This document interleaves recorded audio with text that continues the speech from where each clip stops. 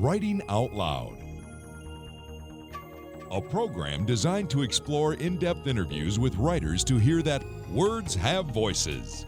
Hello everyone, I'm Teresa Miller and welcome to Writing Out Loud. You'll never believe who's here. I can hardly believe it, but Pulitzer Prize winning poet Rita Dove. Hi Rita, thanks for being here. It's great to be here. Oh, it's so nice. I've wanted to meet you for the longest time because you had this stellar reputation as just being the consummate artist. I mean, you do everything and do it well. I was talking to your assistant and I said, is there anything that she doesn't do well? And she said she couldn't think of anything.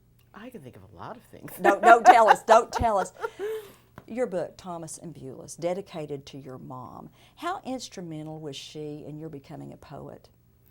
My mother and my father were instrumental, actually by way of example, not that they were writers or anything like that, but my mother was a great storyteller, and she would quote Shakespeare just standing around in the kitchen. You know, is this the dagger I see before me? And she's cutting the steak, and I thought, what is that wonderful language? And so because I knew that it was something that she could apply to her everyday life, I wasn't afraid, for instance, to read Shakespeare. They encouraged reading, both of my parents. During Thomas and Beulah, my mother, I called her up and I said, Mom, I'm writing some poems about, you know, Grandma and Grandpa, and would you talk to me about them? And she said, well, what do you want to know? I said, I don't know what I want to know. And she accepted that. And so once a week we would call and just talk about her childhood, how she remembered her parents. She never asked to see a poem. I mean, she kind of left it up to me. She trusted me to do them justice. And I think it's that trust, that basic trust, and really belief that you know, was more instrumental than anything else. Did you begin to see your grandparents a little differently as they became the focus of your poetry? Absolutely, because I think up to the point that I began writing Thomas and Beulah, I thought of my grandparents as my grandparents. They were of an age, and that's the age they always were. And I did know both of them, but they had died by the time I was in my early teens. To realize that my grandparents were once young, and now it seems kind of corny to say that, but they were young. They had these lives before children, before, you know, that was revelatory to me and also kind of shaming, because I thought, how could I just assume that they have this one role in their life? They aren't complete human beings, and that helped push me along in the book. Well, and they're very courageous. You take them through the war, through the Depression, all of these just earth-shattering things, and then there's this nobility about them. Well, I came to realize that the way that they conducted their lives from the time when they were very young was geared in such a way that they were noble. I always thought of them as noble, actually. My grandfather was very soft-spoken, but he had a really solid core in the center. And my grandmother might have seemed, she was more outspoken on the outside, but she really was a strong woman. She was a strong woman who taught you how to be true to yourself and don't let anything bring that down. And because of that, I wanted to see how do they get to be the people that I knew. And by going through their lives, by asking my mother what she knew and then reconstructing what they lived through, the actual historical events they lived through, I realized, oh, all the decisions and choices that they had to make in order to produce this wonderful, strong daughter who was passing on things to me. Yeah, they were noble. Wouldn't you love to be able to go back and visit with them as an adult woman? And gosh, I would love that. I would really love to be able to have read some of these poems to them, or to have them know that this book had gotten the Pulitzer Prize. Oh, I mean, this is just incredible. The book's in a narrative sequence, and which we experienced first through Thomas and then through Beulah. What sort of freedoms did that allow you as a poet, and maybe some constraints? Were there any constraints to that format? Well, there were, and I think every poet somehow loves restraints. Otherwise, Do why are you you really? a poet? Do you think so? Well, you know, you get to the point where every word matters, every silence matters, and if you don't love that kind of rigor, I think being a poet would be a very torturous thing. There were constraints. There were lots of freedoms as well. The constraints, of course, were that by doing this double sequence, there were things that Thomas knew and experienced that Beulah would have no idea of, and vice versa. And for instance, I realized writing these poems that there were events which were tumultuous to, let's say, her childbirth.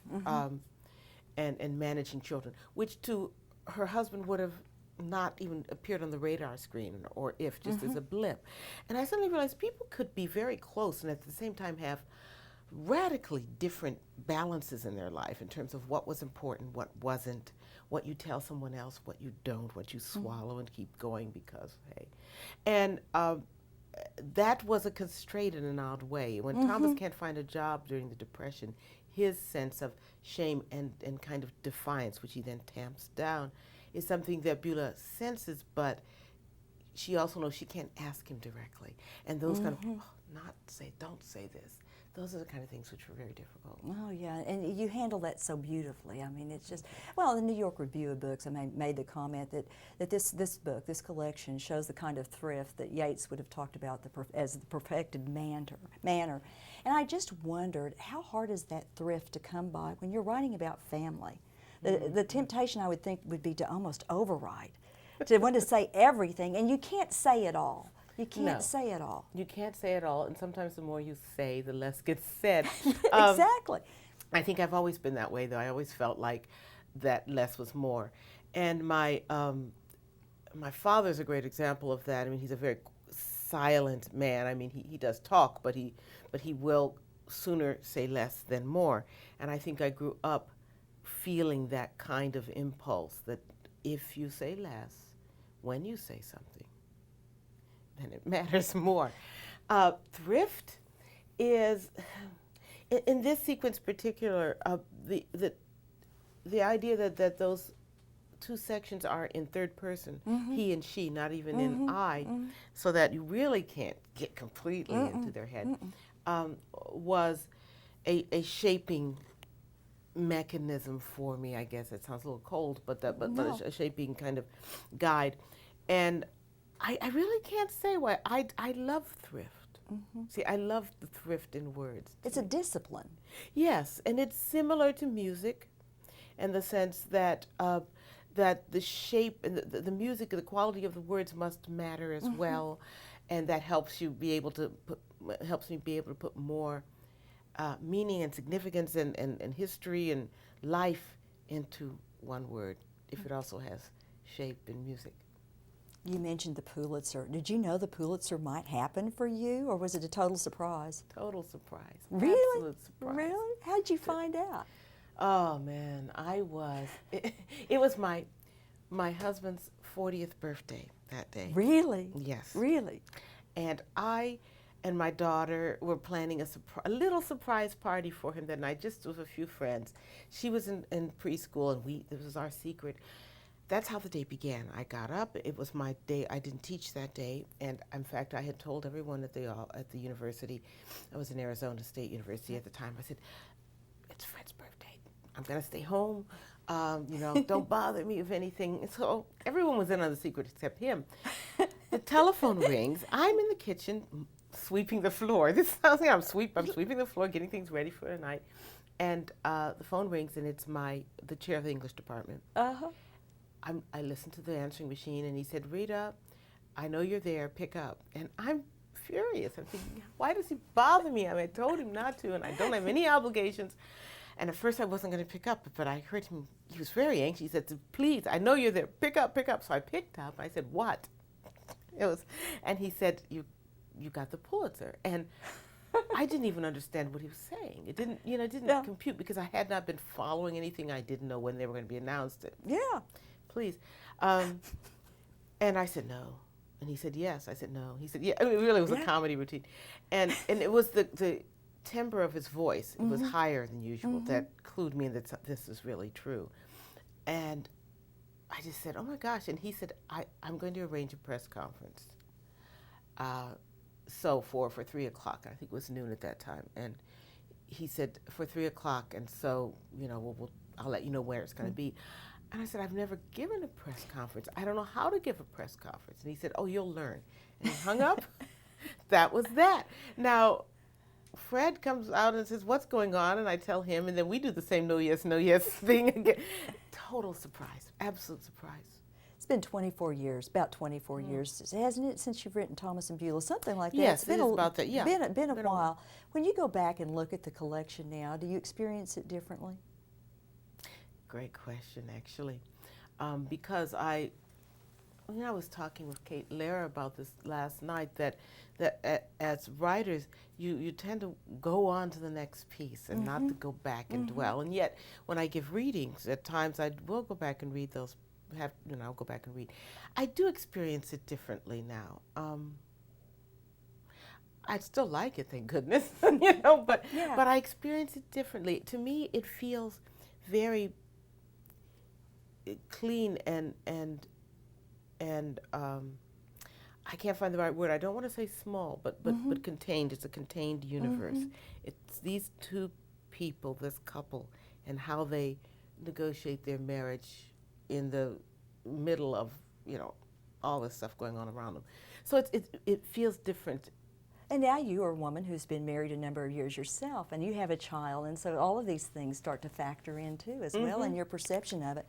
Your collection, Mother Love, is dedicated to both your mother and your daughter and draws heavily on the myth of Persephone. Why is that classic story still relevant for modern mother-daughter relationships? It's amazing because that's the question I ask myself. Why do these myths persist as allegories, as some kind of cautionary tales? And when I began writing Mother Love, in fact, I wanted to explore why. I wasn't sure why it really got to me. And I began writing about, well, of course, the myth, is of the daughter who is picking flowers of her girlfriend and then gets abducted by the god of the underworld and taken down, and her mother, thank goodness, has a little bit of power, being the mother of nature and everything. So she just says, I'm not doing anything, and of course all the plants die. And of course, if I were a Jungian or something like that, I would sit there and say, oh, yes, of course, she is representing all of fecundity, and the woman has that power. But at that time, for me, writing Mother Love, it was the mother and daughter relationship. What does this mean? And I thought, it's very interesting that this daughter, first of all, gets separated from her girlfriend, and she goes off. She goes off. And that even in the end, when she comes back, when she's returned to her mother, she has to spend half the year in the underworld because she ate there. And I thought, why'd she eat? But then I realized as I was writing the book, perhaps she wanted to eat.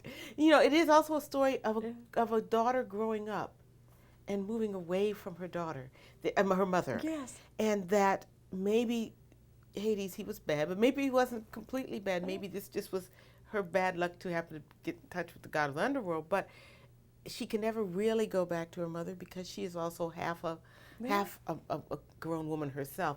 And that was a discovery that I made as I was going through the book. I think it's relevant because it does touch on so many chords of human relationships. Well, exactly. And even the structure of the book, you have this wonderful opening note about why the sonnet is such a great form for talking about mother-daughter relationships. And I wonder if you might elaborate on that a little. When I began writing the book, I did begin writing in sonnets, and I thought to myself, oh my God, what have I got myself into? But the sonnet it literally means little song. It's a love poem, and 14 lines is just about right, just about the right amount of breath and love for a lullaby, for any kind of momentary expression of yearning. And I thought, what could be more apt to talk about those stops and starts of that daughters and mothers have between themselves, those little bits of love you give out and receive, and sometimes. One of my favorites of your collections is On the Bus with Rosa Parks, and you tell a wonderful story about how you came up with that title, and I was hoping you would share it with us. Oh, yes. Well, actually, concerning my daughter, my husband, and I were at a wonderful kind of conference for high school students where they invited lots of leaders from different disciplines and put us together for about a weekend. We were being bused from one place, one venue, to another for some panels and stuff like that. Rosa Parks was also there as one of the leaders, and she was sitting in the front of the bus. And we walked into the bus and we went to the back. And our daughter, who was 12, I think or so at the time, so excited, and she leaned over and she said, "We're on the bus with Rosa Parks." I thought, God, it's so wonderful. Not only because it's so, completely iambic. No, it's okay. But But that's good. That's good. That's too. a gift. We're on the bus with Rosa Parks. But it was just, I thought it has everything in it. You know, it's that idea of inclusion, being with her, you know, on the bus with her, but also the responsibility of being on that bus, and also the awe of saying, yes, I'm in this enterprise with her together, whether we're just on the bus or are actually thinking about it symbolically, just being on board with what she does. Could I get you to read one of the poems from the collection? Oh, absolutely. I'll be happy to. This poem is really, I think, I was trying to get to the real essence of who Rosa was at that moment. Rosa, how she sat there, the time right inside a place so wrong it was ready. That trim name with its dream of a bench to rest on, her sensible coat. Doing nothing was the doing, the clean flame of her gaze carved by a camera flash. How she stood up when they bent down to retrieve her purse, that courtesy. That's stunning. Do you remember writing that? And what Yes, was it? I do. Do you remember when those lines came to you, the certain words? Was that a hard poem for you to write? It was one of the hardest in the book. It's one of the shortest too, you know. Yeah, that gets back to that thrift again. Yes, gets it really back to that thrift. And I wanted to get across that quiet power that Rosa Parks embodied.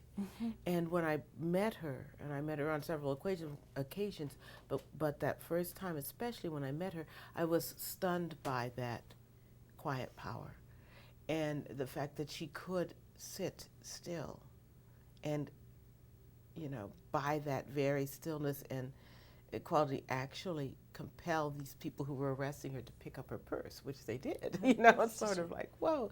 So I thought the poem has to be just as contained and quiet. Were you able to share that poem with her? No, I was not. I mean, she was still alive when the book was published. I did send it to her, but then, you know, didn't really get a chance to share it with her personally. But you shared it with all of us, which counts wonderfully. One of the things I admire about your life, it seems this way to me, it's probably not that way to you, but the way your personal life so seamlessly leads to your artistic life. I mean, you start ballroom dancing and then we have American Smooth. I mean, it just doesn't happen that way for most writers. It's just wonderful. First, why ballroom dancing? What is it about ballroom dancing that appeals to you so much? Something you and your husband share. It is true. But, you know, getting into ballroom dancing was, for us, and it's true, it did come out of our lives, but at the point when I had finished On the Bus of Rosa Parks, and before I started the book that has ballroom dancing in it, I did not know if I was going to be writing anytime again too soon. We had had lightning strike our house, and it burned down. And that was right after I'd luckily sent this book off to the publishing house, but I was in a certain way kind of blown away, and I thought, you know, I have to tend to living now. I didn't really feel like there was anything I could write about, or nor did I really want to. But in the context of that, my husband and I began ballroom dancing. We began ballroom dancing because neighbors of ours wanted to get us out of our funk and said, look, we're all going to take ballroom dancing lessons. Hey, why not? Why not? Sure. And we all started, and I have wonderful neighbors. There were like 4 couples, and we all started dutifully taking ballroom dancing lessons, our free introductory lesson, and on. And we were the only ones who stuck with it. During the whole rebuilding of the house, we also took ballroom dancing lessons. It was this way of beauty that you could just kind of waltz into, I guess you could say, that sustained us. And ballroom dancing is almost like the physical equivalent of a sonnet, you know? Well, I was wondering as you speak, because it provides that structure, the discipline for getting through. For getting through, but also gives you a little bit of leeway to do a little bit of Fred Astaire if you wish, you know.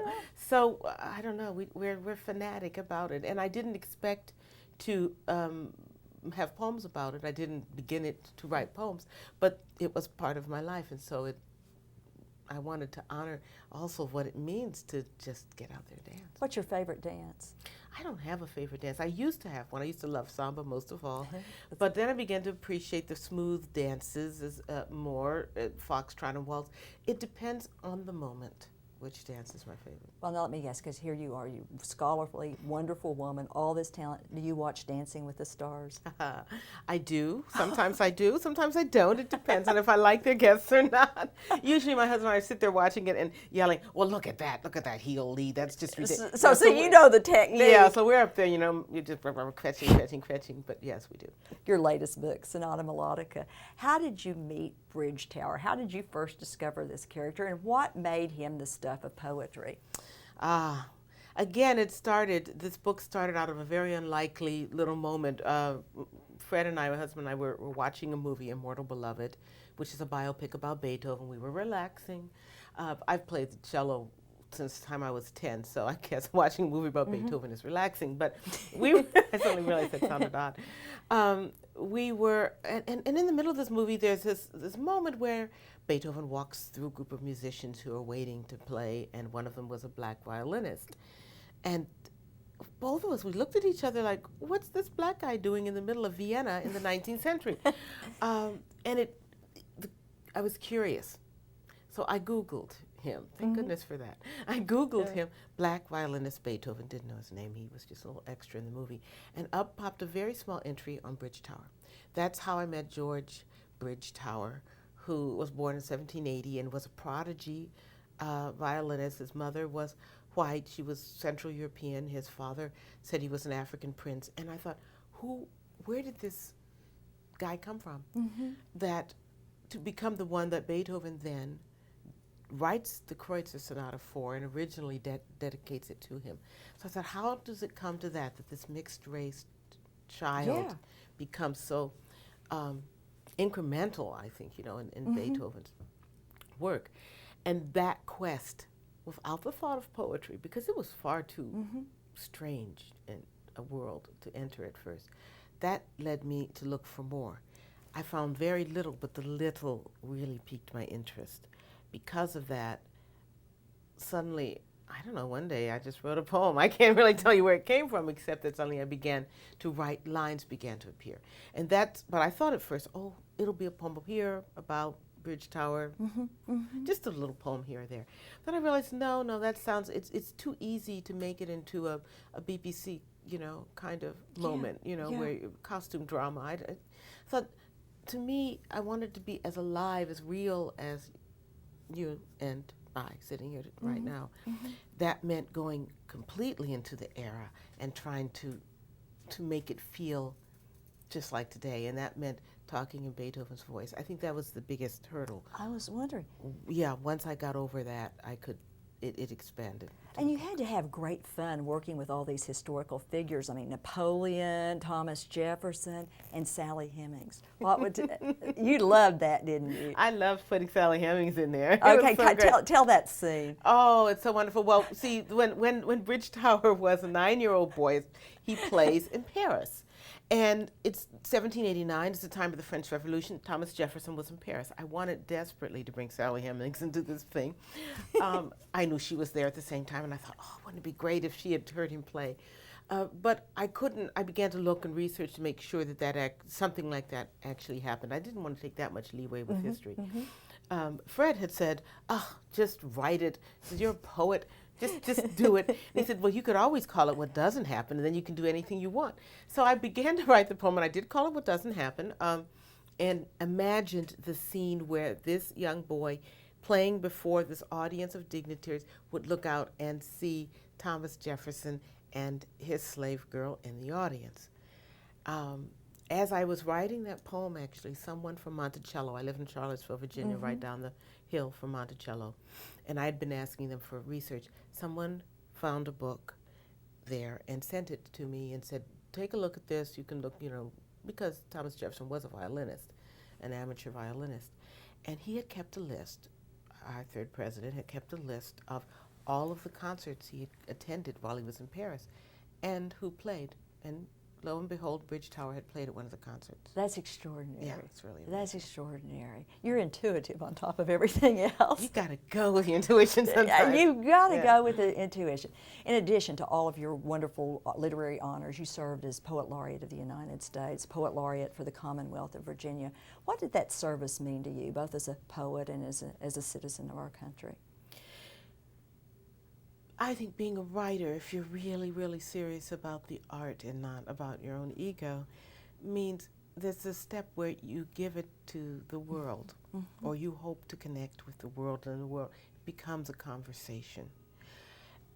I felt that in becoming Poet Laureate, that I was given this opportunity to go out and talk on behalf of poetry, to make it less strange and frightening to people, because to me it's incredibly intimate and wonderful. It's like the best friend you've ever had, you know, that you can say things to and they say, oh, I know what you mean, you know, without having to go into great, you know, justifications.